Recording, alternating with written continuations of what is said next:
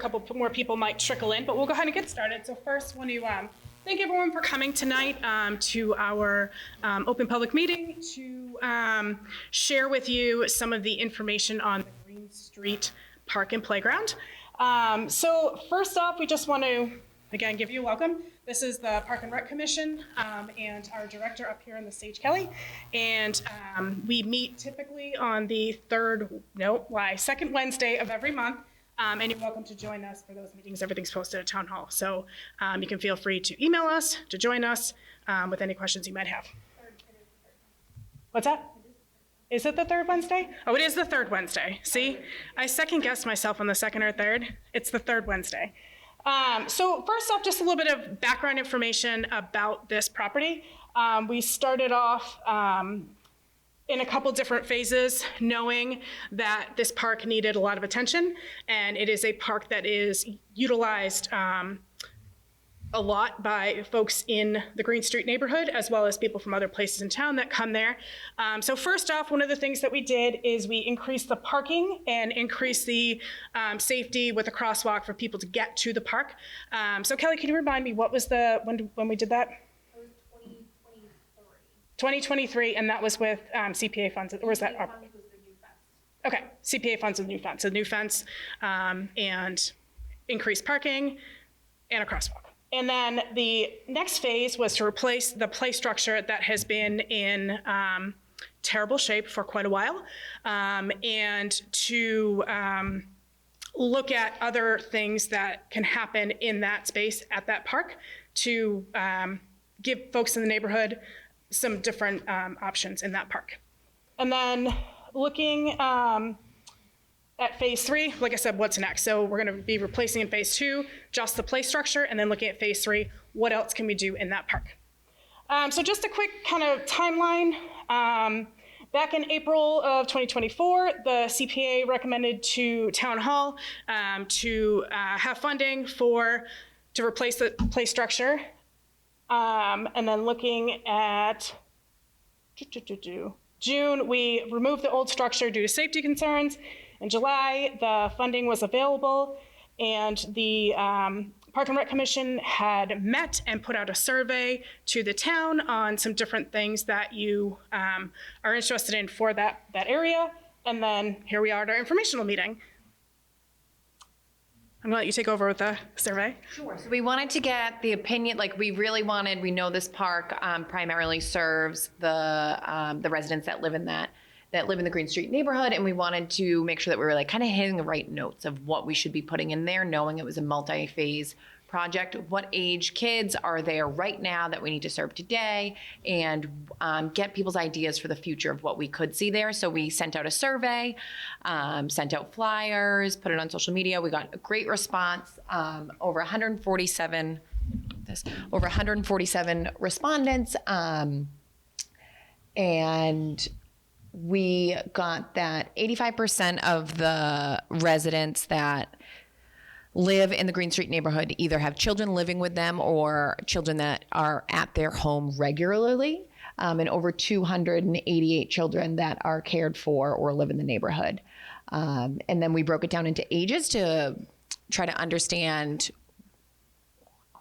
how we can best serve these groups. And also playground structures are built into, they have different age ranges to them. So some are 2 to 5, some are 5 to 12, and some can serve that 2 to 12 range. So this was giving us a better understanding of how to best use those $60,000.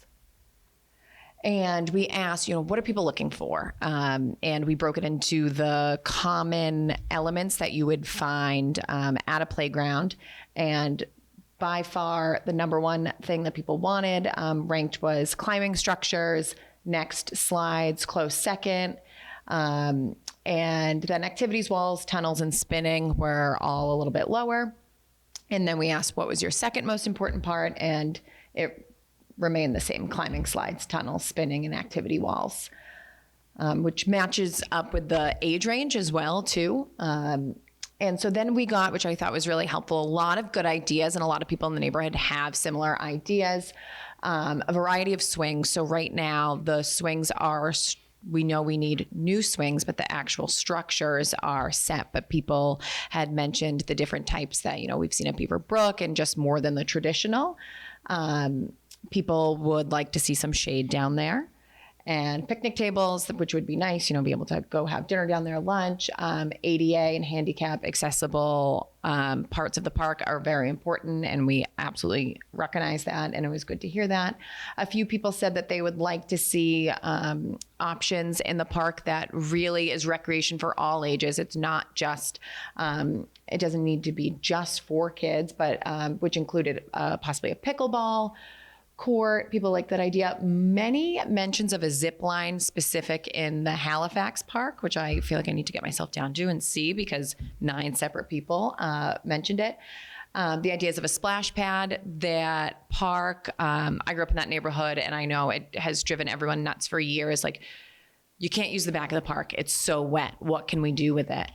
And so it looks like we have a lot of space, and there are restrictions around that. But so a splash pad came up, and then the street hockey, which is currently played at Central Street in front of the police station, has to be moved due to the new fire station DPW.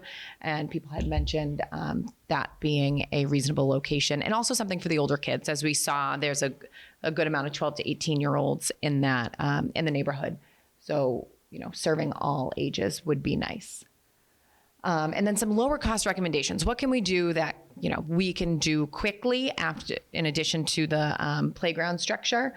Tetherball, which costs out around $500 for the structure. A disc golf cage, which I had to Google, also looks very cool. Foursquare, again, like serving those 8 to 12-year-olds, which can be done with spray paint on the basketball courts. A community garden. A few people mentioned that. I don't know if anyone has been up to the one that is at Griffin's Dairy. It's really cool. It takes a lot of work and volunteers from the communities, but you're able to grow food, grow flowers. It's a great way for neighbors to get to know each other because you're all going up there, pretty often. And then one dad that I really appreciated, he was like, can someone just cut the brush by the third baseline so we can hit balls and we don't lose them immediately at what once was a baseball field. So I'll turn this back over to Rachel to talk about what we can actually do now. So with the $60,000 that was allocated through the CPA funds, we were looking at what does that buy? So looking at this kind of short-term phase 2, what can we do with that amount of money? One of the things that we looked at is it really needs to fit within the existing space of where the playground structure previously was. And one of the reasons for that is because of the fall safe, which is like the mulch that you see there. There's a certain depth in there that playgrounds have a standard for. So looking at that, if you have been down to the new Beaverbrook playground, you'll notice that we have that rubberized surface, which is extremely expensive. It's great, but it's extremely expensive. So looking at trying to fit this in a time frame so folks can get back out there and use the park and the playground, we're looking at trying to fit it within the space that's already there. So some of the different things that we as a committee had looked at was just kind of trying to see which of the structures that would fit inside that space with the fall safe had the things that folks were looking for in the survey. So we looked at a couple different playground manufacturers that we know could get things to us so that we can get that up for the residents. So if you look at this one here, this is one of the options. These are also in the back over here. You'll see that there's 2 structures. So this would be like a 2 to 5-year-old structure and then the 5 to 12-year-old structure so that there's specific events on the playground for those age groups. So this is another rendering. This also had this kind of cool little, I don't even know what kind of geometric shape up front. And looking at it a little bit closer, you'll see the sliding availability and the climbing availability on that. And then option 3 is from a different company, and it has some tunnels and some other different sliding and climbing options on it. And then we were looking at this one with also adding a separate monkey bar structure to the side of it that would fit within that fall safe. Just a different showing of that one. So what's the next step? So the next step is we're going to invite you to vote on which one you like best. We know that having a meeting in a Wednesday in the summer, the week before school starts, is not ideal for everyone in town. So we're inviting folks that are here tonight to take a sticker that are up on the boards back there, option 1, 2, and 3, and put a sticker next to either the structure you like best, or if there's a specific element of a structure that you're really excited about, to put a sticker specifically on that element. And that will help us be able to look at what folks are really interested in. So for those folks that are not here at the meeting tonight, we're also inviting people to vote at the library. Kelly's gonna be dropping off the different boards tomorrow, and people are invited to vote in the same way by putting a sticker on the option they like best or a specific element until next Wednesday, the 28th of August. All right, so now we're opening up to public comment. We would love any questions and feedback. If you would like to share, we ask that you state your name and your address, and you need to come up to the podium and speak into the microphone because this is being picked up for the cable access. We'll be able to hear you, but we need the folks at home to be able to hear you as well. So that's not to intimidate anyone, but if you have questions or have anything that you want to say about it, we'd love for you to come on up.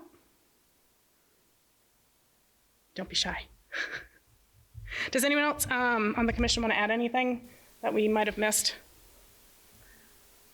Come on up, buddy. Can you come over to the microphone over here? Yeah. Up on the podium there.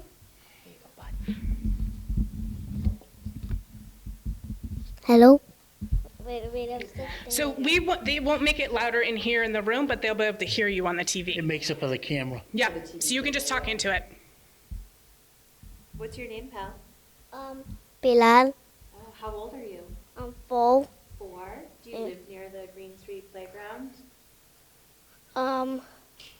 No. Yes.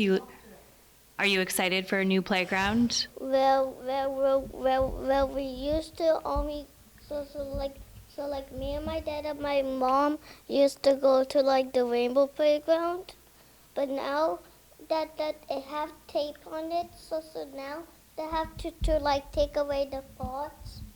So now we have to like go to like a green park now. Okay, so we want to get you a new playground. What's your favorite part about going to the playground? That you could play. Yeah, do you like the slide? Do you like to climb? What's your favorite when you go there? What's the first thing you always want to do? So like I wasn't be able to like do the monkey bars at the Rainbow Park, but I could, but now I think I'm able to do it. But now I can't do it. But I can't do it on the other monkey balls. So I like number 3. You like number 3? Okay. Before you go home tonight, I want to make sure you put a sticker on there so we know that you like number 3, okay? Okay. All right. Thank you. Thank you so much, buddy.